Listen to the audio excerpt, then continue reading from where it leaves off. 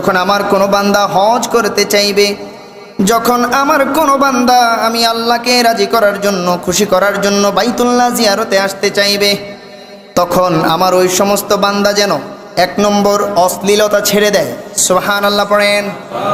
1 নম্বরে আমার সেই বান্দারা যেন অশ্লীলতা থেকে বেরিয়ে আসে। 2 নম্বর পাপ কাজ যেন ছেড়ে দেয়। 3 নম্বর আমার ওই বান্দারা যেন পরস্পর ঝগড়া বিবাদ করা ছেড়ে দেয়। সুবহানাল্লাহ পড়েন। এরপর আল্লাহ তাআলা বলছেন আমার ওই বান্দারা যেন একটা জিনিসকে পুঁজি করে ফেলে। আল্লাহ জানতে চাই ওই জিনিসটা কি। আল্লাহ তাআলা বলছেন ওইটাই হলো তাকওয়া। আমার বান্দারা যখনই মাত্র তাকওয়াকে পুঁজি করে আমার কাছে আসবে, তাদের প্রত্যেকটা হুকুম আহকাম আমি আল্লাহ কবুল করে নেব। সুবহানাল্লাহ। ঝগড়া বিবাদ, অশ্লীলতা, পাপাচার, নাফরমানিতা এগুলা রাখা যাবে না।